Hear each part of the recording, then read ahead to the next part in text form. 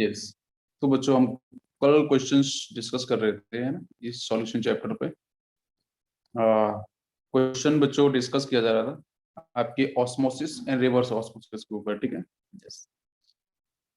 तो कल ये क्वेश्चन पूरा नहीं हुआ था, उसी को अपन पहले करते हैं। तो ये क्वेश्चन काफी इंपॉर्टेंट है। जैसा बच्चों हम यहाँ पे बात करेंगे, रिएक्शन दे रखी है K4FeCN6, it is aqueous complex salt है आपका यहाँ पे। प्लस बच्चों यहाँ पे है FeCl3 एक्वस, देन फॉर्मेशन बच्चों यहाँ पे हुआ है Fe4, then iron, then CN6 एंथ्राइस, और प्लस बच्चों यहाँ पे फॉर्म हुआ है पोटेशियम क्लोराइड। ठीक है। यहाँ पे ये जो आपका कंपाउंड है, ये बच्चों आपका है पर्शियन ब्लू। ठीक है, this is the Persian blue colour. ठीक है, Persian blue colour important compound है ये। ठीक है, इसको आपको ध्यान रखना है, प्रीवियस ईयर के क्वेश्चंस में डिस्कस भी किया गया है। ठीक है, पर्शियन ब्लू कलर। तो बेटा नीचे कुछ मैं लिखता हूँ, in given arrangement,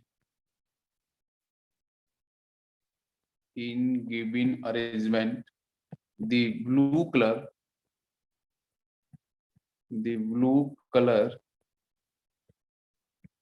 will appear,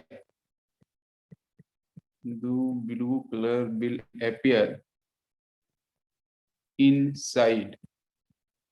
ठीक है, इन which साइड, ऐसे बोल सकते कौन से साइड में। यहाँ पे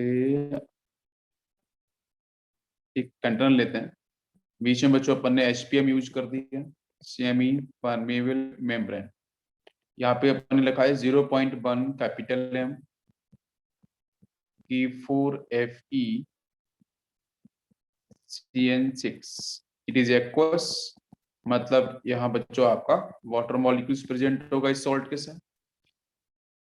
इधर अपन ने लिखा है 0.01 कैपिटल M FeCl3। ठीक है, ये भी एक्वस है, तो यहाँ भी वाटर मॉलिक्यूल्स प्रेजेंट। इसको बच्चों मान लिया मैंने X, इसको मान लिया मैंने Y। ठीक है, तो मैंने यहाँ पे बोला कि भाई गिवन जो अरेंजमेंट है केमिकल रिएक्शन का, उसमें से बोला कि blue colour will appear in side, मतलब कौन से साइड में ब्लू कलर आपका अपीयर होगा, X या फिर Y। तो मैं ऑप्शन देता हूँ। ए ऑप्शन बच्चों X दिया है मैंने, बी ऑप्शन में Y दिया है, सी ऑप्शन में दिया है मैंने बोथ, दोनों साइड में रहेगा, और डी ऑप्शन में नन ऑफ दीज। ठीक है, नन ऑफ दीज। कौन सा ऑप्शन इसका सही होगा बताओ बच्चों। डी ऑप्शन आ गया, यस, होम का ऑप्शन डी ऑप्शन आया है, नन ऑफ दीज। ठीक है, ओके, ऐसा क्यों वही नन ऑफ। देखो आपको बताता हूँ, कुछ बच्चों ने ऐसे भी सोचा होगा कि सर यहाँ पे कॉन्सेंट्रेशन कैसा है, हाई कॉन्सेंट्रेशन है, 0.1 है, ये 0.001 है, तो बोलोगे सर यहाँ पे कॉन्सेंट्रेशन लो कॉन्सेंट्रेशन है। तो यहाँ पे जब ऑस्मोसिस की बात करते हैं तो बच्चों लो कॉन्सेंट्रेशन से हाई कॉन्सेंट्रेशन के साइड में सॉल्वेंट पार्टिकल्स का मूवमेंट होता है अक्रॉस द HPM। ये बात आपको समझ में आती है। ठीक है, तो आप बोलोगे सर मूवमेंट तो इधर से इधर हो जाएगा, बट मैंने तो बच्चों आपसे ये बोला ना कि इस गिवन अरेंजमेंट के अंदर जो नीचे ऊपर जो रिएक्शन दे रखी है उसके रिस्पेक्ट में नीचे आपका जो कॉन्सेंट्रेशन है ना, वो K4FeCN6 का दे रखा है। ठीक है, इस बीकर के अंदर, और यहाँ पे कॉन्सेंट्रेशन है FeCl3 का। आपको मेरी बात समझ में आ रही है। फिर जब ब्लू कलर की बात कर रहे हैं, तो ब्लू कलर तो बच्चों आपका क्या है, K4, ये है ना, ये आपका Fe4FeCN6। आपको मेरी बात समझ में आ रही है बेटा? बिल्कुल, ब्लू कलर का तो ये कंपाउंड है, बट यहाँ पे आपको कहाँ ब्लू कलर ब्लू ये कंपाउंड आपको दिख रहा है, बताओ मुझे। Fe4FeCN6 कहीं दिख रहा है आपको इसमें ना? उसने इसमें कंफ्यूज किया है आपसे, सिंपल सा, कि भाई K4FeCN6 दे रखा है और इसने FeCl3 दे रखा है। आप मुझे ये बताओ भाई, दोनों ही क्या है? दोनों दोनों आपके क्या है, रिएक्टेंट है ना? अरे भाई दोनों ही क्या है, रिएक्टेंट है। आप देखो ध्यान से, both are reactant, aqueous medium में है। मेरी बात समझ में आ रही है? दोनों रिएक्टेंट हैं। जब दोनों रिएक्टेंट हैं तो भाई क्वेश्चन तो हमारा ये था कि भाई ब्लू कलर के ऊपर बात करी जा रही है और रिएक्टेंट को सिर्फ दे रखा है। अगर उसने किसी भी एक बीकर के एक साइड में अगर आपका वो प्रोडक्ट देता पर्सन ब्लू कलर कंपाउंड होता है Fe4 FeCN6, then we will define कि बेटा आपका यहाँ पे कलर किस तरफ शिफ्ट होता। समझ में आ रहा है? तो इसका जो ऑप्शन होगा none of these is correct answer. समझ में आया सभी को? कोई दिक्कत नहीं। तो देखो ऐसे क्वेश्चंस आते हैं बहुत बार जहाँ पे हम लोग क्या करते हैं, वो सॉल्यूट और सॉल्वेंट को लेके फंसे रहते हैं और जो पूछा जाता है उसके बारे पे ध्यान नहीं देते। तो लैंग्वेज पढ़ना बहुत जरूरी है। तो यहाँ पे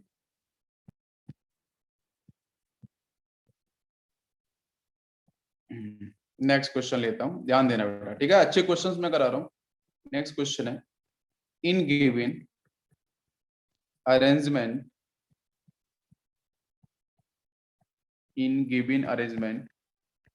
the direction of flow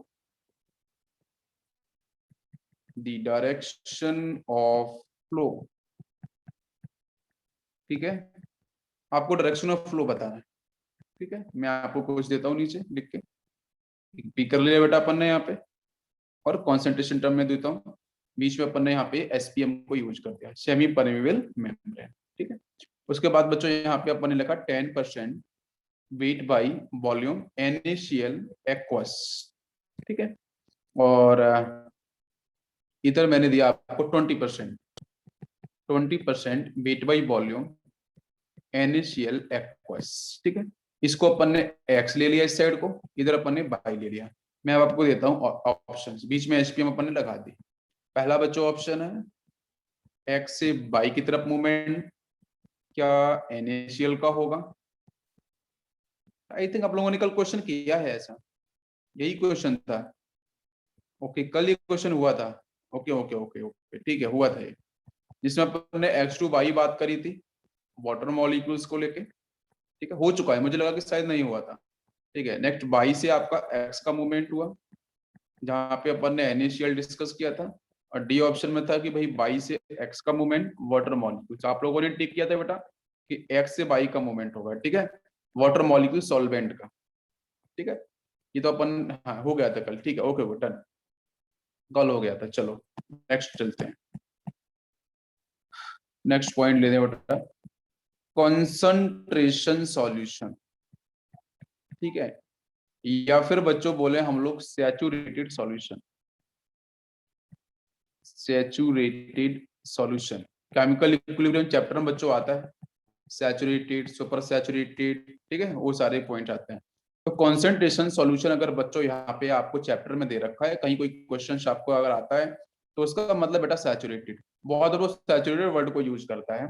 तो सैचुरेटेड का मतलब बच्चों वही है आपका कॉन्सेंट्रेशन। ठीक है, और इन दोनों का एग्जैक्ट बच्चों मतलब एक ही है, क्या कि भाई हाई कॉन्सेंट्रेशन के बारे में बात करी जा रही है। कहीं कहीं क्या होता है ना बेटा कि कॉन्सेंट्रेशन की वैल्यू नहीं दी जाती है, आपको टर्म यूज करेगा कि भाई सैचुरेटेड सॉल्यूशन है या फिर कॉन्सेंट्रेशन सॉल्यूशन है, उसका मतलब बेटा वहां पे क्या है, हाई कॉन्सेंट्रेशन है। ठीक है, इस नोट को बिल्कुल ध्यान रखना। अगर बेटा क्वेश्चन में वो बोलता है डाइल्यूट सॉल्यूशन लिख के देता है, ठीक है, एक सैचुरेटेड एक डाइल्यूट है, इस तरीके से कुछ लिख के देता है, तो आपको बिल्कुल ध्यान रखना है इसका मतलब क्या होगा बेटा, लो कॉन्सेंट्रेशन। ठीक है, low concentration. Clear? Next point पे चलते हैं, इफ कॉपर सल्फेट का चलो बाद में करते हैं, चलो इसको थोड़ा चेंज कर। अब बेटा थोड़ा सा एक एग्जांपल लेते हैं, एनसीईआरटी को लेके स्टेटमेंट है, उस पर थोड़ा बात करते हैं। ठीक है, if upper hard layer of egg, egg की बच्चों जो हार्ड लेयर होती है ना, वो कैल्शियम कार्बोनेट की होती है। ठीक है, CaCO3 is removed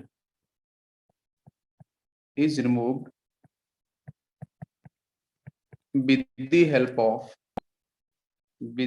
of acid. ठीक है, with the help of acid. Acid आप यूज कर सकते हो यहाँ पे, जैसे HCl अपन ने यूज किया, या फिर अपन लोग CH3COOH की बात भी कर सकते हैं, because calcium carbonate exactly base है। कैल्शियम कार्बोनेट आपका मेटल का सॉल्ट है, और मेटल का सॉल्ट है तो मतलब ये बेस होगा। तो एग के ऊपर जो आपकी व्हाइट कलर की जो लेयर होती है ना, हार्ड लेयर होती है, उसको बाहर निकालना है, तो आप HCl और एसिटिक एसिड का आप यूज कर सकते हो, तो यहाँ से वो लेयर आपकी इजीली रिमूव हो जाएगी। ठीक है, देन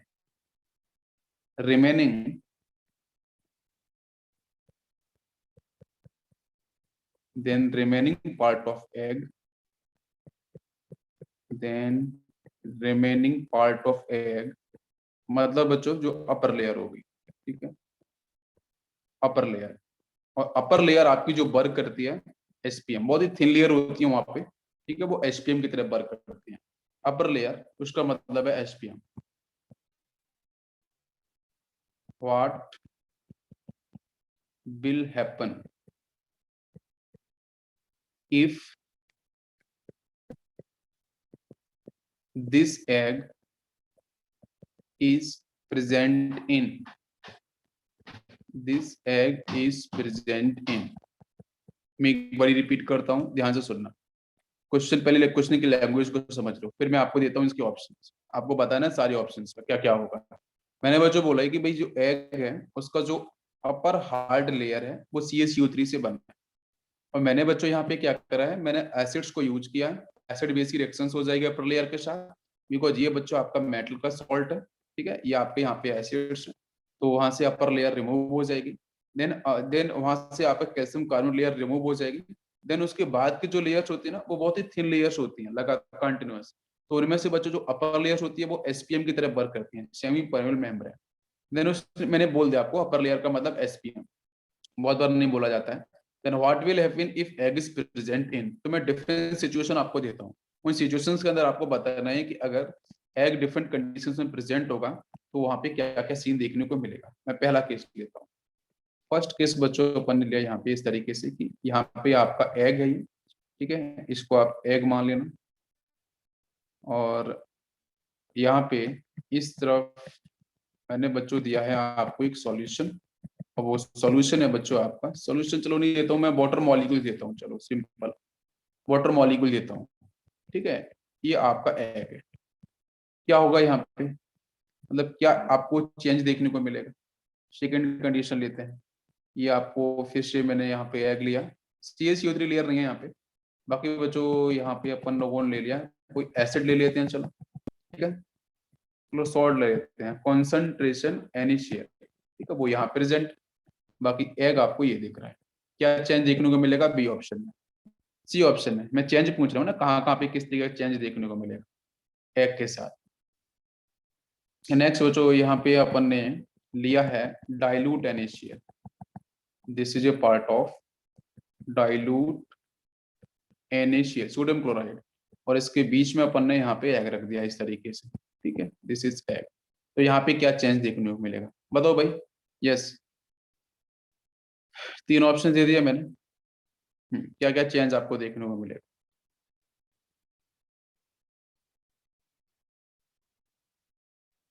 बिल्कुल आसान क्वेश्चन। फर्स्ट फर्स्ट में क्या होगा, इसमें आपके जो प्रोसेस होते हैं वो ऑस्मोसिस के, ये ऑस्मोसिस की कैटेगरी है, जिसमें हम दो पार्ट पढ़ते हैं, एक तो इंडो ऑस्मोसिस और एक पढ़ते हैं हम एक्सो ऑस्मोसिस। ठीक है, एक्सो का मतलब बेटा एग्जिट, एग्जिट का मतलब बाहर निकलना। ठीक है, ठीक है, जैसे आपने एक एग्जांपल आपने आप लोगों ने पढ़ा होगा, ये आपके शायद 10th क्लास के अंदर ये बात एक्सप्लेन करी गई है।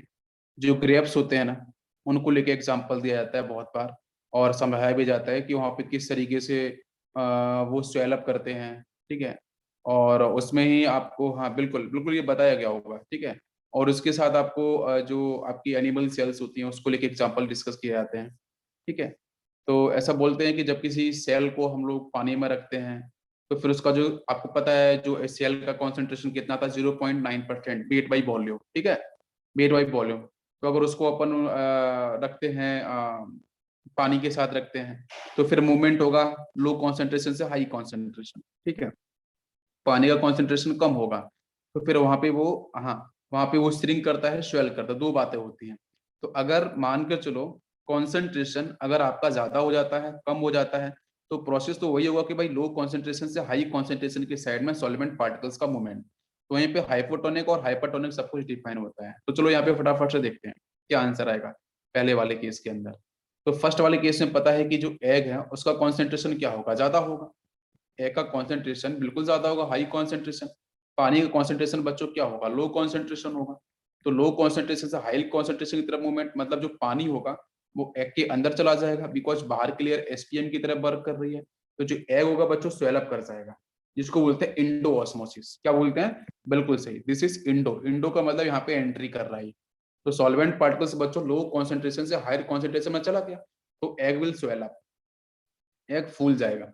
बी ऑप्शन को देखते हैं। बी ऑप्शन मैंने बच्चों बोला कि यहाँ पे कॉन्सेंट्रेशन NaCl सॉल्यूशन है।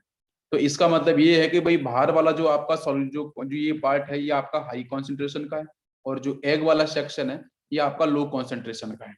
अगर वो बाहर डाइल्यूट बोलता है ना, जैसे ये वाले केस में, तो फिर अंदर हाई कॉन्सेंट्रेशन होता है। तो अब यहाँ से क्या होगा, लो कॉन्सेंट्रेशन से हाई कॉन्सेंट्रेशन के साइड में सॉल्वेंट पार्टिकल्स का मूवमेंट, भाई जो भी थोड़ा बहुत पानी होगा एग के अंदर वो बाहर निकल के आ जाएगा। तो इस केस में क्या होगा बेटा, प्रोसेस कौन सा, मैंने बोला एग्जिट, बाहर निकलना, पानी बाहर आ गया, मतलब बेटा एक्सोऑस्मोसिस हो गया। ठीक है, दिस इज एक्सोऑस्मोसिस। और यहाँ पे श्रिंक हो जाएगा। ठीक है, जो एग है ना वो श्रिंक हो जाएगा, छोटा साइज में हो जाएगा। नेक्स्ट बच्चों सी ऑप्शन में क्या है, सी ऑप्शन में ये कि बेटा बाहर मैंने ऑलरेडी डाइल्यूट बोला है। डाइल्यूट का मतलब क्या है, लो कॉन्सेंट्रेशन, मैंने अभी आपको हिंट किया था। ठीक है, तो एग के पास बच्चों क्या हो जाएगा, हाई कॉन्सेंट्रेशन।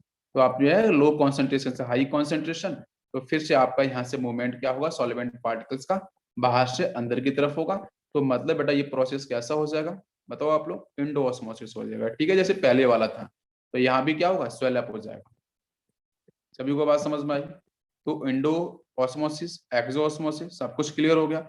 अगर बाहर और अंदर में, अगर मैं ऐसे बोलता कि एग का जो कॉन्सेंट्रेशन है और बाहर जो भी कंडीशन एटमोस्फेयर है उसका कॉन्सेंट्रेशन बच्चों बराबर हो जाता है, तो फिर सॉल्वेंट पार्टिकल्स की तरफ भी मूव नहीं करेगा, वो एज इट इज वैसा बने रहेगा। ठीक है, क्लियर हो गया। अगला क्वेश्चन ले अपन लोग। ऐसे भी क्वेश्चन आ जाते हैं बहुत बार। ठीक है, आपके सीईटी वगैरह में, स्टेट लेवल एग्जाम के अंदर आप लोग कर सकते हो। ठीक है, इफ मैंगो, मैंगो मीन्स आम, is mango is placed in given solution, then then what will happen, then what will happen। मैं बच्चों फिर से कंडीशंस आपको देता हूँ, ठीक है, ध्यान देना। फर्स्ट क्वेश्चन मैंने बच्चों दिया है कुछ इस तरीके से, एक बीकर लिया। इस बीकर में मैंने बच्चों क्या लिया कि भाई मैंगो आपका यहाँ प्रेजेंट।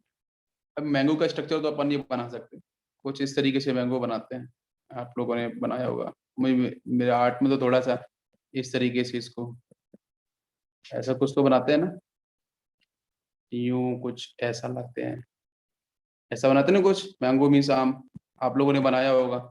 और फिर इसको क्या करते हैं, येलो कलर से कलर अप कर देते हैं। ठीक है, हाँ, तो बेटा मैंगो मान लेते हैं, मैंगो प्रेजेंट है इसके अंदर, ये आपका मैंगो है। और बाहर वाला सेक्शन बच्चों यहाँ पे अपन ने ले लिया वाटर मॉलिक्यूल। ठीक है, ये आपका वाटर, हो सकता है क्वेश्चन में मैंगो बना के दे दे। ठीक है, सेकेंड आपको बताना है एंडो हो या ऑक्सो, एक्सो होगा, एंडो होगा, क्या होगा। सेकेंड, सेकंड बच्चों मैंने आपको दिया यहाँ पे कुछ इस तरीके से, ये मैंगो है और बाहर वाला सॉल्यूशन बच्चों डाइल्यूट है।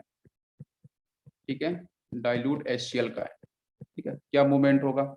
थर्ड चलो मैं देता हूँ, क्वेश्चन के अंदर बच्चों से लिखा सैचुरेटेड, यहाँ पे आपका ये मैंगो प्रेजेंट है। ठीक है, mango, M means mango, M means memorise भी लिखता हूँ मैं। ठीक है, आप इसको एम मीन्स मैंगो मान। तो बच्चों यहाँ पे प्रेजेंट है सैचुरेटेड सॉल्यूशन, सैचुरेटेड सॉल्यूशन।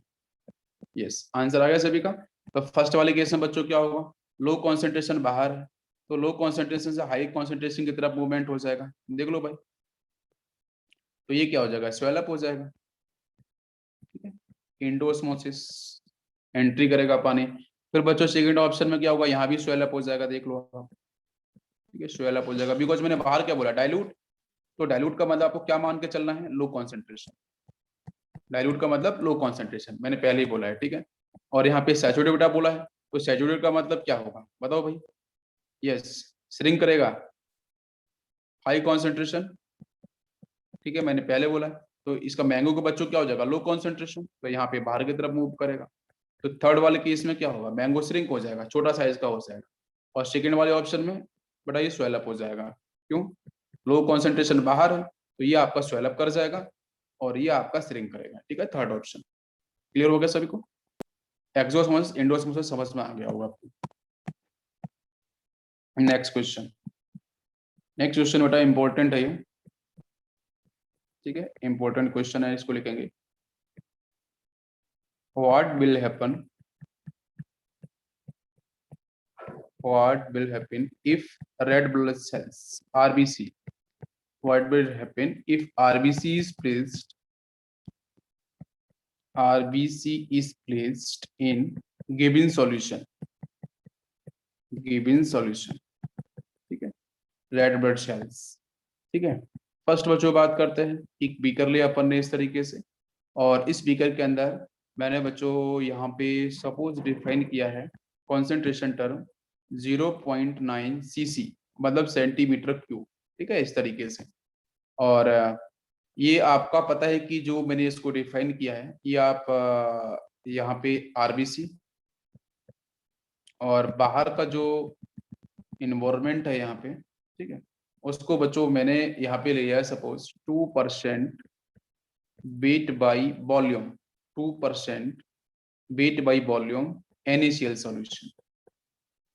ठीक है, अंदर का कॉन्सेंट्रेशन कितना है 0.9। ठीक है, और बाहर का बच्चों है 2% वेट बाई वॉल्यूम आपका यहाँ पे कॉन्सेंट्रेशन है। ठीक, क्लियर? अच्छा, सेकेंड ऑप्शन लेते हैं। तो सेकेंड ऑप्शन में मान लो यहाँ पे आपको दिया 0.1% weight by volume NaCl solution. ठीक है, और बीकर के अंदर वही आपका प्रेजेंट है RBC। ठीक है, इस जगह उसका कॉन्सेंट्रेशन 0.9 लेके ही सॉल्व कर। थर्ड बच्चों देता हूं मैं आपको यहाँ पे option 0.91% weight by volume NaCl। ठीक है, ध्यान से सॉल्व करना, 0.91 दिया मैंने, और तीसरे केस में भी कर लिया, यहाँ पे RBC प्रेजेंट। ठीक है, उसका तो बच्चों कॉन्सेंट्रेशन आपका वही है 0.9, उसी यूनिट को लेकर सॉल्व करना है। चलो बताओ पहले वाले केस में क्या होगा? फर्स्ट केस में श्रिंक हो जाएगा, बिल्कुल। एक्सोस्मोसिस होगा, बिल्कुल सही है। तो यहाँ पे एक्सोस्मोसिस होगा, तो जब एक्सोस्मोसिस होगा तो बच्चों यहाँ से आपका सॉल्वेंट बाहर की तरफ शिफ्ट होगा, तो जो RBC होगा वो क्या करेगा? श्रिंक कर जाएगा। ठीक है, RBC विल श्रिंक। ठीक है, सेकंड ऑप्शन में क्या होगा? यस, सेकंड बच्चों आपको दे रखा है 0.1% दे रखा है, तो ये स्वेल करेगा, बिल्कुल बिल्कुल। यहाँ से कॉन्सेंट्रेशन जो होगा वो लो कॉन्सेंट्रेशन से हाई कॉन्सेंट्रेशन की साइड में मूवमेंट हो जाएगा, मतलब बेटा यहाँ से क्या होगा? ये स्वेल अप कर जाएगा। सेकंड वाले केस में जो आपकी RBC है वो आपकी स्वेल अप कर जाएगी, मतलब फट सकती है, वर्स्ट हो सकता है। ठीक है, समझ में आ रहा है सभी को? ओके, नेक्स्ट लास्ट वाले केस में क्या? हाँ, कुछ बच्चे पूछ रहे हैं कि सर RBC कैसे? RBC की जो अपर लेयर है ना बेटा, वो आपकी SPM की तरह वर्क करती है, आप इतना ध्यान रखो। ठीक है, बायोलॉजी में ज्यादा डेप्थ में पढ़ाया जाता है इसके बारे में, केमिस्ट्री में इतना नहीं है। बस इसको मानो कि RBC का जो अपर लेयर वो SPM की तरह वर्क करेगा। ठीक है, सिंपल सा। अच्छा, लास्ट वाले में क्या बेटा? यहाँ पे 0.1 है, यहाँ पे 0. तो बहुत बहुत क्लोज वैल्यू है। जब क्लोज वैल्यू है तो यहाँ पे कोई चेंज नहीं होगा, लिख दो नो चेंज। ठीक है, नो चेंज, कोई बदलाव नहीं होगा। नेट फ्लो कितना होगा? नेट फ्लो कितना होगा? 0। इस थर्ड वाले केस में अगर मैं बोलूं कि नेट फ्लो की वैल्यू अगर मैं पूछता हूं, तो उसका मतलब बच्चों यहाँ पे हो जाएगा वो 0। Clear?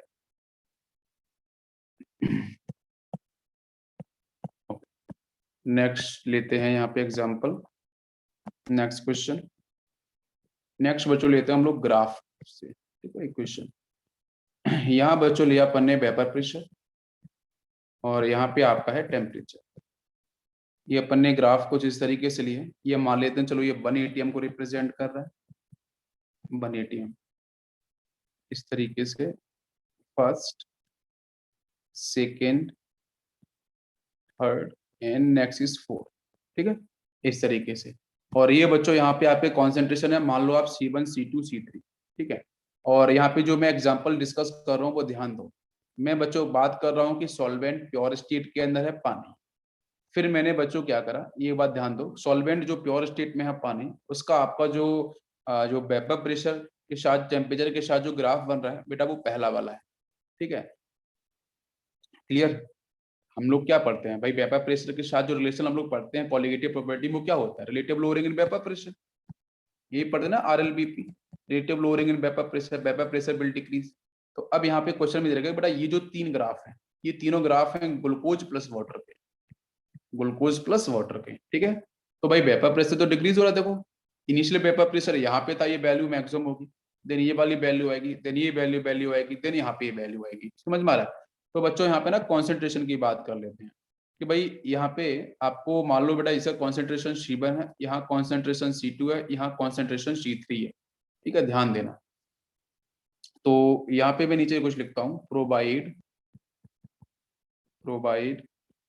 Order of C1, C2, C3। C1, C2, C3 concentration term है, इनका करेक्ट ऑर्डर क्या होगा। तो ऑर्डर बच्चों क्वेश्चन में आपको दिया जा सकता है, जैसे ए ऑप्शन में C1 greater than C2 greater than C3, second option में C2 greater than C1 greater than C3, third option दे सकता है C1 is equal to C2 is equal to C3, और फोर्थ ऑप्शन दे सकते हैं वो भाई C3 greater than C2 greater than C1, ठीक है। कुछ इस तरीके से ऑप्शंस दे दिए हैं। बहुत अच्छा क्वेश्चन है, अगर आप लॉजिकल लगाओगे तो बिल्कुल आसानी से आंसर मिल जाएगा। आप देखो बेटा हम क्या कर रहे हैं यहाँ पे, दशरथ ने किया है fourth option, yes fourth option definitely correct है, फोर्थ ऑप्शन बिल्कुल सही है, ठीक है। आप क्या कर रहे हो बेटा कि इनिशियली देखो, तो इनिशियली आपका क्या होगा, यहाँ पे ये प्योर स्टेट के अंदर वाटर मॉलिक्यूल्स है, ठीक है। हम वहां से बेटा जब जो ग्लूकोज के साथ मैंने वाटर को मिक्स किया तो एक कुछ अमाउंट यहाँ पे मिक्स किया होगा, नेक्स्ट अमाउंट मैंने फिर से इंक्रीज किया होगा, नेक्स्ट अमाउंट फिर से कुछ इंक्रीज किया होगा, ठीक है। तो हो क्या रहा है बेटा, ग्राफ जो है ना वो ऊपर से देखो यहाँ से यहाँ पे शिफ्ट हुआ, ये डिक्रीज हुआ, देन वैल्यू यहाँ से ये डिक्रीज हुई, देन यहाँ से ये वैल्यू डिक्रीज हुई। आपको पता चल गया होगा कि बच्चों जहां पे वेपर प्रेशर कम है, तो वेपर प्रेशर कम कहाँ पे होगी, जहां पे बच्चों भर भर के पानी के साथ ग्लूकोज डाला गया होगा। मेरी बात समझ में आ गई, ग्लूकोज बहुत ज्यादा अपर लेयर पे बहुत ज्यादा होगा, तो नीचे जो सॉल्वेंट है वो पूरी तरीके से कवर अप होगा, उसका सरफेस एरिया अपर लेयर पूरी कवर अप होगी, समझ में आया। तो वहां से वेपर प्रेशर बिल्कुल मिनिमम होगी। तो जहां पे कॉन्सेंट्रेशन ज्यादा होगा, अब कॉन्सेंट्रेशन टर्म पता है बेटा सॉल्यूट को लेकर डिफाइन होता है, तो इसका मतलब आपका कहाँ पे कॉन्सेंट्रेशन ज्यादा, जहाँ पे वेपर प्रेशर कम होगी। आपको मेरी बात समझ में आ गई। तो इसलिए आपकी C3 की वैल्यू क्या होगी बच्चों, ज्यादा, देन C2, देन आपका C1। तो फोर्थ ऑप्शन इज करेक्ट। बहुत बार बच्चे क्या करते हैं, इसको अलग तरीके से सोचने की कोशिश करते हैं, बोलते हैं ना कि साइंटिस्ट बनने की कोशिश करते हैं और तो -1 लेके आ जाते हैं। फिर साइंटिस्ट बनने की जरूरत ही नहीं है। बहुत बार क्वेश्चंस ऐसे बनते हैं, बहुत ही ट्रिकी क्वेश्चंस बोलते हैं इनको, जहाँ पे आपको सिंपल सा लॉजिक पता है, बिल्कुल सिंपल तरीके से सोचो और आंसर आपका फटाफट मिल जाता है, नहीं तो आप इधर उधर घूमते रहोगे तो फिर आप दिक्कत करोगे। आगे चलते हैं, next question. Yes, next question है कि इन गिवन, नेक्स्ट क्वेश्चन है in given arrangement the level of x and y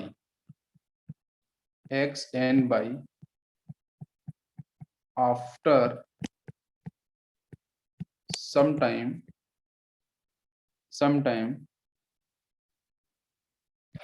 क्या होगा, जहां पे उसने क्वेश्चन में कुछ दिया है कि भाई इनिशियली स्टार्टिंग में इनिशियली जो है वो x इक्वल टू बाई है, इनिशियली जो वैल्यू दे रखी है उसने x इक्वल टू बाई दे रखी है, ठीक है। अब मैं आपको यहाँ पे इसका पूरा डायग्राम बताता हूँ, आपको समझ में आएगा कि एक बड़ा सा बीकर लिया बच्चों इस तरीके से अपन ने, और उस बीकर के अंदर अपन ने 2 बीकर रख दिए। ध्यान देना, बहुत अच्छा क्वेश्चन है, इंपॉर्टेंट। एक बड़े से बीकर में ना अपन ने 2 बीकर रख दिए और ऊपर बच्चों अपन ने क्या किया, वैक्यूम क्रिएट किया, ठीक है। ऊपर अपन ने वैक्यूम क्रिएट किया है और इस बीकर के अंदर, फर्स्ट बीकर के अंदर हमने बेटा रख दिया वाटर मॉलिक्यूल, जिसको मैंने एक्स से रिप्रेजेंट किया है, और सेकेंड वाले बीकर के अंदर अपन ने बच्चों रखा है वाटर मॉलिक्यूल के साथ साथ यूरिया, ठीक है। वाटर मॉलिक्यूल प्लस यूरिया, इसको अपन ने 22 से रिप्रेजेंट किया है, ठीक है। समझ में आ गया होगा। क्वेश्चन क्या है, क्वेश्चन ये है इन गिवन अरेंजमेंट, ये बच्चों अरेंजमेंट दे रखा है यहाँ पे, इसमें बोला है the level of X and Y after some time. और देखो स्टार्टिंग में तो बच्चों आपको पता है एक्स इक्वल टू बाई उसने दे रखा है, जो लेवल है ना, लेवल दोनों का बराबर है स्टार्टिंग में, दोनों आपके बी कर्स में जो भी आपका सॉल्यूशन है ना, जो भी आपका कंटेनर में दे रखा है, एक में सॉल्वेंट है, एक में सॉल्वेंट प्लस सॉल्यूट दे रखा है, स्टार्टिंग में x plus x equal two by है, लेवल बराबर है, लेकिन क्वेश्चन में बात एक्स और वाई पे क्या असर पड़ेगा वो मैं आपको ऑप्शन देता हूँ जहां से आपको बताना है। क्या एक्स इक्वल टू वाई बना रहेगा? देखना ये ट्रिकी क्वेश्चन हैं जहां से आपको सोचने की जरूरत पड़ेगी। ठीक है, सी ऑप्शन की बात करते हैं, X less than Y. D option की बात करते हैं, नन ऑफ दीज। कौन सा ऑप्शन होगा? बताओ बच्चों। कोई खास इन्फॉर्मेशन नहीं है ऐसे क्वेश्चंस में।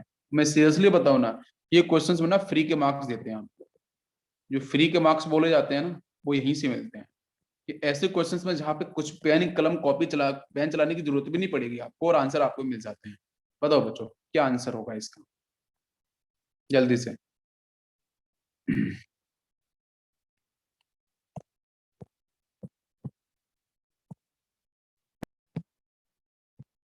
देखो ध्यान से बेटा, इसमें स्टार्टिंग में आप मेरे को बताओ कि भाई एक्स और वाई की बात करेंगे। ठीक है, सबसे पहले बच्चों आप बात करो तो जो वेपराइजेशन को अगर आप लेके ऊपर वैक्यूम क्रिएट किया है तो भाई कुछ बाहर तो वेपर्स वगैरह कुछ जाएंगे ही नहीं, उनसे कोई मतलब ही नहीं है। तो जो आपका वाटर, भाई इनिशियली तो आपका जो है दोनों में अमाउंट इक्वल है, लेकिन भाई वाटर मॉलिक्यूल्स बेटा क्या है, सॉल्वेंट है। जब प्योर सॉल्वेंट हो तो यहाँ पे सॉल्यूट तो है ही नहीं है ना, भाई सॉल्यूट तो है ही नहीं। और यहाँ बच्चों यूरिया है, ग्लूकोज है, ये सारे के सारे क्या होते हैं आपको बहुत सही से पता होना चाहिए। ये बच्चों क्या होते हैं, आपके नॉन वोलेटाइल सॉल्यूट होते हैं। तो सेकंड जो बाई वाला उसमें वेपर प्रेशर कम होगी। मैं अगर आपसे पूछूं तो जो एक्स वाला होगा जिसमें सिर्फ वाटर मॉलिक्यूल्स है उसकी वेपर प्रेशर क्या होगी, अधिक होगी। अरे होगी ना बेटा, किससे कंपैरिजन में, जहाँ पे वाटर मॉलिक्यूल प्लस यूरिया दे रखा है। ये बात समझ में आ रही है सभी को? बिकॉज फर्स्ट वाले केस में सिर्फ वोलेटाइल सॉल्वेंट है, सेकंड वाले केस में क्या है, आपका सॉल्वेंट है प्लस सॉल्यूट भी है। दोनों बातें समझ में आ रही हैं? अरे बताओ भाई, ये एक्स को रिप्रेजेंट कर रहा था, ये वाई को रिप्रेजेंट कर रहा था। अब बात समझ में आई? तो मैंने बच्चों लेवल के बारे में पूछा है, तो बताओ जहाँ पे ज्यादा पेपर्स बन जाएंगी, जहाँ पे ज्यादा पेपर बन जाएंगी उसका लेवल ऑटोमेटिक क्या होगा, कम हो जाएगा ना। तो इसका लेवल क्या हो जाएगा भाई, लेवल इसका कम हो जाएगा। और जहां बच्चों वेपर्स ही कम बनेंगी तो वहां पे लेवल क्या होगा, ऑटोमेटिक आपका ज्यादा रहेगा। आपको मेरी बात समझ में आ रही है? भाई इनिशियली लेवल अपन ने बराबर करके दिया ना, दोनों का वॉल्यूम 1 1 लीटर था मान लिया मैंने सपोज। ठीक है, सोल्यूशन और सॉल्वेंट का मैंने उसको हीटअप किया थोड़ा बहुत जो भी है, बाहर से कुछ निकलना नहीं है, मैंने वैक्यूम क्रिएट कर दिया। ठीक है, तो वहां से जो भी वेपर्स बनेंगे तो वेपर्स विल डिफाइन की बेटा वॉल्यूम कहाँ पे कितना बचेगा। तो भाई एक्स से ज्यादा वेपर्स निकलने वाली है तो वॉल्यूम ऑटोमेटिक कम हो जाएगा। जहाँ पे बेटा जहाँ पे आपका जो वेपर्स कम निकलेंगे वहां पे वॉल्यूम आपका ऑब्वियसली ज्यादा होगा। तो आफ्टर सम टाइम उसने पूछा है, तो आफ्टर सम टाइम का मतलब समझ में आ गया होगा कि इसका सही आंसर कौन सा होना चाहिए। बताओ बेटा, तो ऑब्वियसली आपका जो बाई रिप्रेजेंट करेगा उसका लेवल क्या होगा, ज्यादा होगा ऐसे कंपेरिजन में। तो C option will be correct. कितना सिंपल क्वेश्चन था, समझ में आया सभी को? ओके, नेक्स्ट क्वेश्चन लेते हैं। नेक्स्ट क्वेश्चन, अब बच्चों क्वेश्चन अपन लेते हैं थोड़ा सा ग्राफ के ऊपर। फिर से एक क्वेश्चन, यहाँ बच्चों मैंने बाई एक्सिस पे ले लिया वेपर प्रेशर, एक्स पे अपन लिया बेटा टेम्परेचर। ध्यान से देखना, यहाँ बच्चों मैंने 1 ATM को डिफाइन किया है, 1 ATM। और इसको अपन एक्सप्लेन करते हैं। ये बच्चों ग्राफ यहाँ से कुछ इस तरीके से मूव हुआ, देन यहाँ पे, और ये रिप्रेजेंट कर रहा है वाटर मॉलिक्यूल को, मतलब सॉल्वेंट को, इस तरीके से। ठीक है, और इसके बाद बच्चों एक पॉइंट अपन यहाँ से क्रिएट करते हैं, और ये वाटर मॉलिक्यूल, ठीक है, और वाटर मॉलिक्यूल के साथ बच्चों अपन ने यहाँ पे ले लिया है एक सपोज ग्लूकोज या नॉन वोलेटाइल सॉल्वेंट ले लिया मैंने इस तरीके से। ठीक, चलो, और इसको अपन ने यहाँ पे किया है रिप्रेजेंट, ध्यान देना, इसको यहाँ का बर्फ किया है। इसका बच्चों डिफरेंस अपन ने माना कि भाई x, और यहाँ पे जो आपका डिफरेंस है इसकी वैल्यू आई बाई। ठीक, अब इसको क्वेश्चन नीचे लेते हैं। फॉर आइडियल कंडीशन या for ideal solution the x and y will be respectively, will be respectively। ठीक है, मैं ऑप्शंस देता हूँ। ए ऑप्शन बच्चों दे रखा है कि वो डेल्टा टीबी को रिप्रेजेंट करेगा। सेकेंड वाला क्या, डेल्टा टीएफ को रिप्रेजेंट करेगा।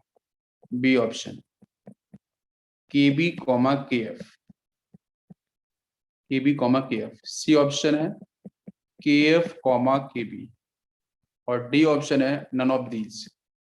ठीक है, बताओ, सॉल्व करो इसको बेटा, लिख लो यहाँ पे इंपॉर्टेंट इंपॉर्टेंट टाइप का क्वेश्चन है। चलो सॉल्व करो इसको जल्दी से। क्या होगा?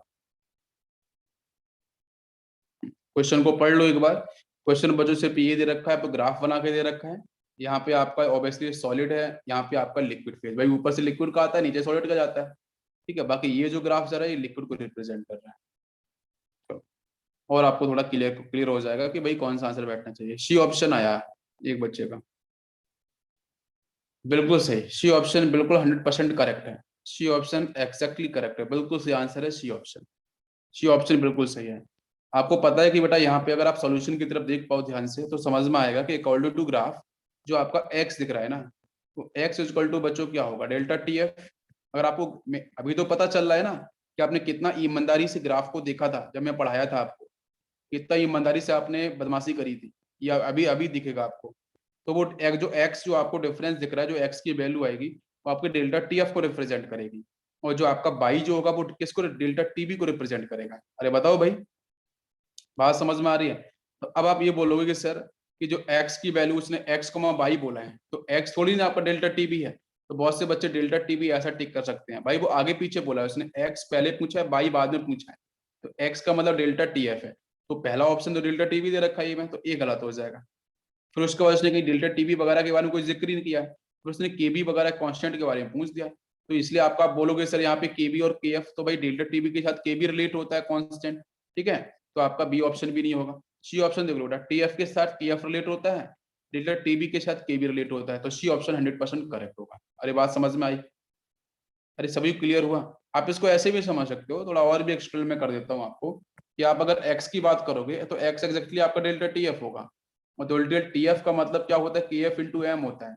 ऐसे कुछ बच्चों को फॉर्मूला अगर नहीं पता तो उसको मैं उनको मैं बता दे रहा हूँ, ध्यान दे बेटा। तो के एफ तो रिलेट हो रहा है ना इसके साथ, बाकी आपका मोलैलिटी टर्म है, समझ में आ रहा है? तो हम सिर्फ के एफ यहाँ पे ले सकते हैं ना इसके लिए।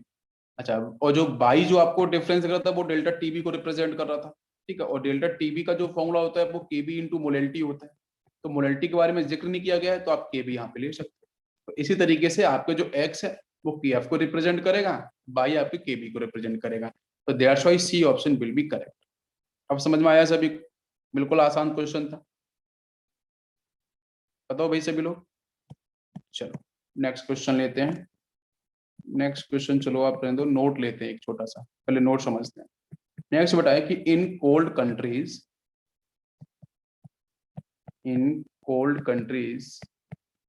टू क्लियर स्नो, ठीक है, तो बर्फ होती है फ्रॉम रोड, CaCl2 सॉल्ट जो होते हैं CaCl2 and NaCl are spread. अपने इंडिया में भी करते हैं, जहाँ पे हिमाचल वगैरह की साइड में जहाँ पे बर्फ काफी ज्यादा गिरती है, ठीक है, स्प्रेड। दीज आर जो सॉल्ट है, these are non volatile solute, non volatile solute which decrease the freezing point, which decrease the freezing point, freezing point को वो डिक्रीज करते हैं। तो ये स्टेटमेंट बच्चों आपको बिल्कुल अच्छे से समझ के रखना है कि जो कोल्ड कंट्रीज की बात करें या फिर जहां भी बच्चों आपका टेम्परेचर काफी नीचे आता है, ठीक है, -10 -5 -12 20 माइनस में, तो वहां पे जब स्नो बेटा जो होती है, बर्फ वगैरह जो होती है जो सड़क पे गिर जाती है, तो वहां पे फिर फिसलन ज्यादा हो जाती है, तो गाड़ियां जो होती है ना वो स्लिप ज्यादा करती हैं, ब्रेक लगाओगे भी तो टायर्स ग्रिप नहीं करते हैं, तो वो स्लिप ज्यादा करते हैं, ठीक है। तो वहां पे कुछ प्रॉब्लम्स क्रिएट हो सकती है। तो बेटा वहां पे क्या करते हैं, बहुत सारी जो गाड़ियां आपने देखी हुई होगी, आप न्यूज वगैरह में आती रहती है, मूवी में, तो जो कैल्शियम क्लोराइड जो सॉल्ट है NaCl है, इनको अपन लोग स्प्रे करते हैं। तो स्प्रे करने के बाद बच्चों क्या होता है कि वो जो आइस है दैट विल मेल्ट, ठीक है, रोड क्लियर हो जाती है। तो उस केस में क्वेश्चन ये भी है कि भाई आइस को इजीली मेल्ट कराना है तो आप ये नॉन वोलेटाइल सॉल्यूट को ऐड कर सकते हो, ठीक है, नॉन वोलेटाइल सॉल्यूट है। ये एग्जैक्टली इनका काम बच्चों क्या है, ये फ्रीजिंग पॉइंट को डिक्रीज करते हैं। भाई जिस जिस टेम्परेचर पे वो फ्रीज था, ठीक है, जिस टेम्परेचर पे वो आपको पता है कि जब हम नॉन वोलेटाइल सॉल्यूट को ऐड करते हैं तो बच्चों क्या होता है, डिप्रेशन एंड फ्रीजिंग पॉइंट, हम लोगों ने पढ़ा है भाई। आप नॉन वोलेटाइल सॉल्यूट को जब आप सॉल्वेंट के साथ ऐड करते हो तो वहां पे होता क्या बेटा, डिप्रेशन एंड फ्रीजिंग पॉइंट होता है, हम लोग पढ़ चुके हैं भाई। फ्रीजिंग पॉइंट की वैल्यू क्या होती है, डिक्रीज हो जाती है, हमने डेल्टा टीएफ पढ़ा था अगर आपको पता है बहुत सही से। तो एग्जैक्टली बच्चों वही प्रोसेस यहाँ पे होता है।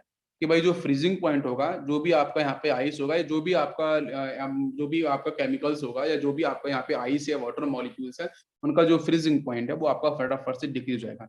तो इसका बेसिक मतलब ये है, आप इसको इस तरीके से समझ सकते हो कि भाई 0 डिग्री सेल्सियस यहाँ पे है, ये आपका TF फ्रीजिंग पॉइंट आपका पता है 0 डिग्री सेल्सियस पे होता है, ठीक है। बाकी बच्चों अपन अगर रूम टेम्परेचर की बात करें तो ध्यान दो, ये तो आपका 25 डिग्री सेल्सियस होता है, ठीक है, समझ में आ रहा है, 25 डिग्री सेल्सियस। तो रूम टेम्परेचर तो बच्चों वैसे ही अधिक है, मेरी बात समझ में आ रही है।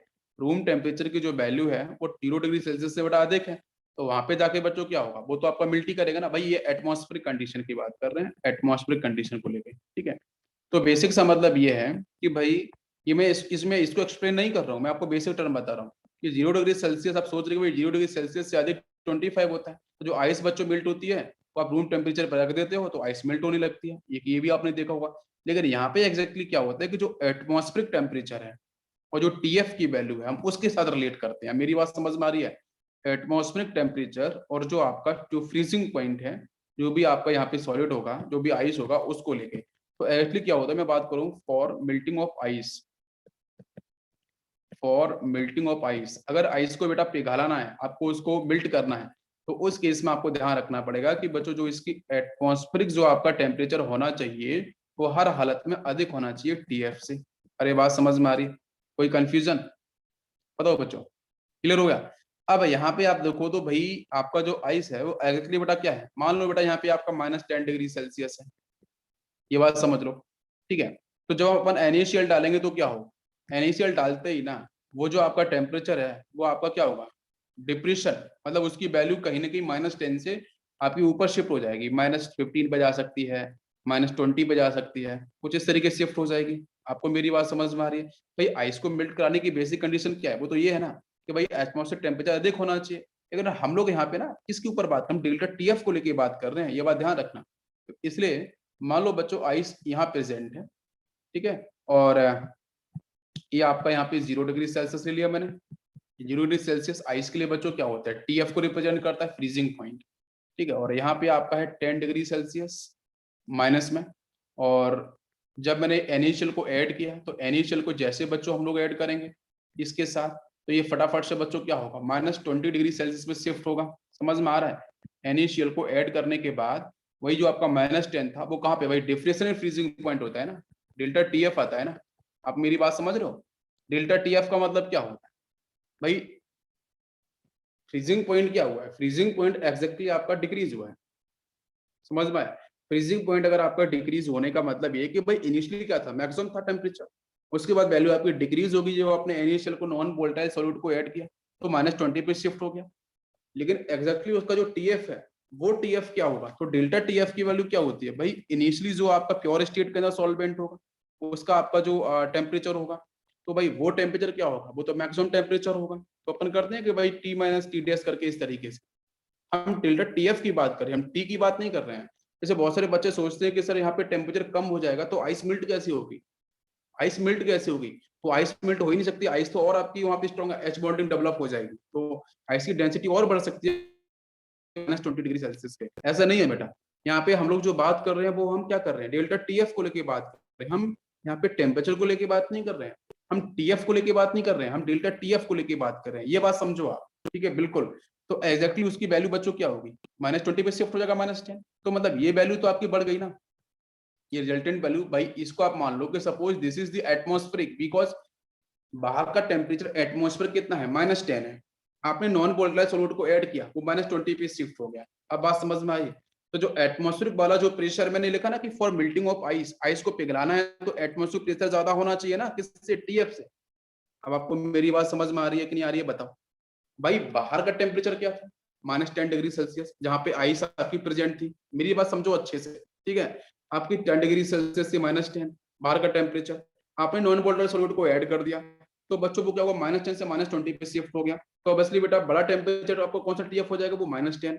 तो मैंने यही तो बोला था कि अगर बच्चों एटमॉस्फेयर टेम्परेचर की वैल्यू आपकी अगर आपकी अधिक हो जाती है TF से, तो फटाफट से बच्चों क्या होगा, वो तो मेल्ट करना स्टार्ट कर देगा ना आइस। तो एग्जैक्टली ये सिचुएशन आपकी क्रिएट होती है जिसकी वजह से आइस क्या होती है, इजीली आपकी मेल्ट हो जाती है, ठीक है। बिल्कुल क्लियर हुआ सभी को? चलो सेकेंड पॉइंट लेते हैं। क्लियर हुआ सभी को किस तरीके से शिफ्ट हुआ है? यस, सेकंड बच्चों लेते हैं, इन कोल्ड कंट्रीज, इन कोल्ड कंट्रीज, ठीक है, इन car radiator, car radiator with coolant, coolant बच्चों हम क्या पानी यूज करते हैं, ठीक है, पानी, ठीक है, coolant water, coolant is used in cold countries the car radiator with coolant ethylene glycol is used as, अब जो इथाइलिन ग्लाइकोल है बेटा उसका एग्जैक्टली काम क्या है वो समझो आप। इथाइलिन ग्लाइकोल का बेटा बेसिक काम होता है एंटी फ्रीजिंग रिएजेंट। ये भी क्वेश्चन पूछा गया है कि हम जो कोल्ड कंट्रीज के अंदर कार रेडिएटर्स के अंदर हम लोग इथाइलिन ग्लाइकोल का जो भाई पानी है, कूलेंट का मतलब पानी, तो पानी तो बच्चों -10 पे -20 पे आपकी सॉलिड हो जाएगा, तो भाई फिर कार में कूलेंट का काम तो खत्म ही हो जाएगा। तो क्या करते हैं भाई, कूलेंट आपका सॉलिड फेज में ना जाए, वो आपका फ्रीज ना हो, तो इसलिए हम एंटी फ्रीजिंग रिएजेंट यूज कर देते हैं, जिसका बेटा नाम है एंटी फ्रीजिंग रिएजेंट। ठीक है, बिल्कुल आपको ध्यान रखना है। तो इथाइलिन ग्लाइकोल का हम लोग यूज कर देते हैं, और इथाइलिन ग्लाइकोल बच्चों यहाँ पे एग्जैक्टली नॉन वोलेटाइल सॉल्यूट की तरह वर्क करता है, और वर्क करने के साथ बेटा वो क्या करेगा, उसको आपका इजिली सॉलिड फेज में वाटर मॉलिक्यूल को कन्वर्ट नहीं होने देगा, वो लिक्विड फेज में बना के रखेगा। ठीक है, अच्छा नेक्स्ट लेते हैं, इन pressure cooker, in pressure cooker the cooking time is reduced, cooking time is reduced since जो बॉइलिंग पॉइंट है, since boiling point of water increase, boiling point of water increase, तो जो पानी का बॉइलिंग पॉइंट है वो इंक्रीज। मतलब मैंने बच्चों बेसिक सा बात ये बोली है कि भाई जो प्रेशर कुकर है, हम ऐसे बोलते हैं ना कि भाई हमारी इंडिया में डिफरेंट लोकेशंस पे ले लो, एक आपकी कश्मीर के अंदर है लोकेशन, ठीक है, वहां पे खाना कुक किया जा रहा है, दूसरा आपका प्रेशर कुकर बेटा रखा है सपोज पंजाब के अंदर, एक दिल्ली के अंदर रखा है, ताकि आप साउथ में आ जाओ, ठीक है, इस तरफ रखा है। तो वही क्वेश्चन बनता है कि भाई कहाँ पे आपका जो कुकिंग टाइम है, जो कुकिंग टाइम है कहाँ पे ज्यादा लगता है, कहाँ पे कम लगता है, ठीक है, तो उसके ऊपर हम लोग बात कर रहे हैं। तो बेसिक मैंने स्टेटमेंट दिया है कि इन प्रेशर कुकर द यहाँ पे yes, then pressure cooker cooking, this is cooking, मैंने कूलिंग लिख दिया है, ठीक है। In pressure cooker, the cooking temperature is reduced since boiling point of temperature, जो boiling point है water molecules का वो increase, तो boiling point अगर water molecules का increase कर रहा है, ठीक है, तो उस केस में आपका जो कुकिंग टाइम है वो कहीं ना कहीं आपका डिक्रीज करता है। इसको हम बेटर ना ग्राफ की हेल्प से समझ सकते हैं, ठीक है, आप ग्राफ की हेल्प से देखते हैं एक बार, ठीक है, एलिवेशन में बॉइलिंग पॉइंट को लेके हम बात कर रहे हैं, देखो आपको समझ में आएगा, ग्राफ से देखते हैं। देखो बच्चों, ये आपका यहाँ पे ये आपका 1 atm को रिप्रेजेंट कर रहा है, ठीक है, एटमॉस्फेयर प्रेशर को हम रेट करते हैं बॉइलिंग पॉइंट के साथ, ठीक है। बाकी इधर मैंने यहाँ पे टेम्परेचर ले लिया। तो देखो ग्राफ की जरा बात करते हैं, ये ग्राफ आपका यहाँ से स्टार्ट हुआ, इस तरीके से यहाँ पे शिफ्ट हुआ, देन ये इस तरीके से यहाँ पे मूव किया। ध्यान देना, यहाँ पे क्या होगा बेटा, ये प्योर स्टेट की बात कर लो, जहाँ पे आपका पानी है उसका बॉइलिंग पॉइंट कितना होता है, टीबी की वैल्यू 100 डिग्री सेल्सियस। फिर बच्चों अपने नॉन वोलेटाइल सॉल्यूट को अपन अगर ऐड भी कर दिया, तो ऐड करने के बाद बच्चों क्या होगा, एलिवेशन बॉइलिंग पॉइंट पढ़ते हैं, बॉइलिंग पॉइंट की वैल्यू बढ़ेगी तो अपन को क्या होगा, इधर से इधर शिफ्ट करना पड़ेगा। तो इसका मतलब ये पॉइंट यहाँ पे शिफ्ट होगा, भाई ग्राफ और थोड़ा सा ऊपर की तरफ शिफ्ट होगा, समझ में आ रहा है, क्लियर हो गया। तो भाई यहाँ पे जो टीबी की वैल्यू आएगी, ये एग्जैक्टली बच्चों क्या हो जाएगा भाई, 100 से अधिक ही होगी, मान लो बेटा 120 डिग्री सेल्सियस होगी, या फिर आपकी 130 डिग्री सेल्सियस होगी। आपको मेरी बात समझ में आ रही है। अच्छा, अगर बच्चों यहाँ पे इसका जो प्रेशर वो 1 atm है, ध्यान दो, अगर इसका प्रेशर यहाँ पे 1 atm है वेपर प्रेशर, तो यहाँ बच्चों प्रेशर कितना मान लेते हैं, बढ़ जाएगा ना ऊपर जाने पे, ये 1.5 atm मान लेते हैं। तो इसका मतलब आपको ग्राफ से समझ में आ रहा होगा, ये जैसे जैसे बच्चों आपका यहाँ पे जो आपका जो प्रेशर है वो आपका बढ़ता जाएगा, और आपको पता है कि हमारे इंडिया में डिफरेंट लोकेशन पे जो आपका एटमॉस्फेयर प्रेशर है उसकी वैल्यू बच्चों बदलती रहती है, चेंज होती रहती है, आपको पता है, डिफरेंट डिपेंड अपॉन लोकेशन। तो जैसे जैसे बच्चों आपका यहाँ पे एटमॉस्फेयर प्रेशर की वैल्यू बढ़ती जाएगी, तो बढ़ने के साथ आपकी जो टीवी की वैल्यू होगी, जो बॉइलिंग पॉइंट होगा, वो कहीं ना कहीं बच्चों इंक्रीज करेगा। क्या आपको मेरी बात समझ में आ रही है? अरे बच्चों बात क्लियर हो रही है, कोई कंफ्यूजन यहाँ पे नहीं, क्लियर? तो प्रेशर के बढ़ने के साथ साथ जो आपका बॉइलिंग पॉइंट है वो भी आपका साथ में इंक्रीज करता है, और जहां पे एटमॉस्फेयर प्रेशर की वैल्यू कम होती है वहां पे टीबी की, वहां पे मतलब वही वही खाना, मैं आपको बोलूं वही खाना एज इट इज आपको करना है ना, तो आप 100 डिग्री सेल्सियस पे कुक कर सकते हो, जहाँ का एटमोसफियर प्रेशर आपका 1 atm है, और जहाँ का एटमोसफियर प्रेशर बच्चों ज्यादा होगा वहां पे आपको टेम्परेचर भी अधिक सप्लाई करना पड़ेगा, आपको 120 डिग्री सेल्सियस आपको देना पड़ेगा। मेरी बात समझ में आ रही है? बताओ भाई सभी लोग, बात क्लियर है? Yes yes. चलो इसके बाद नेक्स्ट बच्चों अपन बात करते हैं, ये पॉइंट खत्म हुआ, अब बच्चों बात करते हैं अपन Van't Hoff factor. Van't Hoff factor, Van't Hoff factor is represented by I, I से करते हैं बेटा इसको रिप्रेजेंट। तो वांट ऑफ फैक्टर एक्चुअली है क्या बेटा? वांट ऑफ ने एक साइंटिस्ट का नाम है, ये साइंटिस्ट का नाम है। तो बच्चों एग्जैक्टली बताऊं आपको थोड़ा सा इसके पीछे थ्योरी। तो साइंटिस्ट से वांट ऑफ, इन्होंने क्या देखा कि भाई जो कॉलिगेटिव प्रॉपर्टीज के बारे में डिस्कशन किया जा रहा था, तो इसमें दो काम उन्होंने किए कि जो आपका एलिवेशन बॉइलिंग पॉइंट है, या जो डिप्रेशन फ्रीजिंग पॉइंट है, या फिर आपका जो अदर प्रॉपर्टीज हैं कॉलिगेटिव की, उन प्रॉपर्टीज को बच्चों एक्सपेरिमेंटली और थियोरेटिकली, दो तरीके से, experimentally as well as theoretically, दोनों तरीके से उन्होंने स्टडी करी। जब दोनों तरीके से स्टडी करी तो बेटा उन्होंने कुछ चेंज पाया कि जो थियोरेटिकली वैल्यू है वो कुछ अलग निकल के आ रही है, और एक्सपेरिमेंटली वैल्यू कुछ अलग निकल के आ रही है। ठीक है, तो अब उन्होंने क्या बोला कि भाई किस वैल्यू को सही माना जाए। मैं आपको बताऊं सीरियसली, कुछ जो हमारे कंट्रीज ऐसे हैं वर्ल्ड के अंदर, ये बेटा थियोरेटिकल वैल्यू को गलत मानते हैं, रॉन्ग मानते हैं, ये इनकरेक्ट वैल्यूज है। और बहुत बार जो अभी तक हम लोग कॉलिगेटिव प्रॉपर्टीज के जो फॉर्मूले पढ़ चुके हैं ना, उनको वो एक्सेप्ट भी नहीं करते हैं। आपको सीरियसली बताऊं क्यों एक्सेप्ट नहीं करते हैं? बिकॉज एक्सपेरिमेंटली वैल्यूज जो होती हैं बेटा वो ट्रुथ वैल्यू होती हैं, वो ट्रू वैल्यू होती हैं। हमारे सिलेबस में इतना है नहीं डेप्थ में, हम लोग जितनी भी डाटाबेस पे स्टडी करते हैं वो सारे के सारे डाटाबेस बच्चों आपके क्या है, थियोरेटिकली है।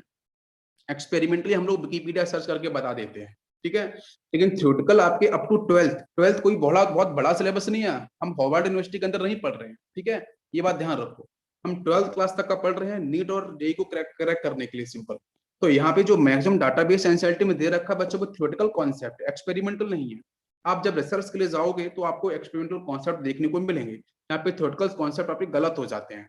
तो बच्चों वही वॉन्ट ऑफ ने किया, वॉन्ट ऑफ ने बच्चों देखा कि बेटा एक्सपेरिमेंटल कॉन्सेप्ट की वैल्यूज काफी अलग आ रही हैं, और वही आपकी elevation boiling point, depression freezing point और थियोरेटिकल वैल्यूज कुछ अलग आ रही हैं, तो चेंज निकल के आ रहा है। तो उन्होंने भाई कौन सी वैल्यू को सही माना जाए, तो डेफिनेटली बच्चों एक्सपेरिमेंटली ऑलवेज करेक्ट, और एक्सपेरिमेंटली वैल्यूज ऑलवेज करेक्ट है। तो फिर उन्होंने ये कहा कि भाई ऐसा करो, किसी एक को मत मानो, आप ऐसा करो, आप थियोरेटिकल वैल्यूज ही निकालो और उसमें आप आई का मल्टीप्लाई कर दो। आई मेरा नाम है, मेरा नाम क्या है, वांट ऑफ फैक्टर, ठीक है। तो उन्होंने कहा कि एक मैं ऐसा फैक्टर डेवलप कर रहा हूं जो कॉलिगेटिव प्रॉपर्टी में जो चेंज आएगा, चेंज कहां कहां पे आएगा, एसोसिएशन वाले केस में और डिसोसिएशन वाले केस में, जहां पे मॉलिक्यूल एसोसिएट होते हैं, पॉलीमर्स वगैरह का फॉर्मेशन करते हैं, जहां पे मॉलिक्यूल डिसोसिएट होते हैं, टूटते हैं, ब्रेक होते हैं, तो उन केसेस के अंदर जो आपका एक्सपेरिमेंटल और जो थियोरेटिकल वैल्यू में जो चेंज आ रहा था, उस चेंज को कवर अप करने के लिए उन्होंने यहाँ पे आई यूज किया, जिसका नाम था वांट ऑफ फैक्टर।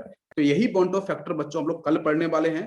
कुछ भी इन्होंने नहीं किया कि भाई जो फॉर्मूले थे एज इट इज, उन फॉर्मूले के अंदर सिर्फ आई का मल्टीप्लाई किया, सिर्फ ऑस्मोटिक प्रेशर को छोड़ के। बताऊंगा ऐसा क्यों किया गया है, तो वहां पे सिर्फ आई का मल्टीप्लाई किया गया, बाकी एच फॉर्मूले वही है।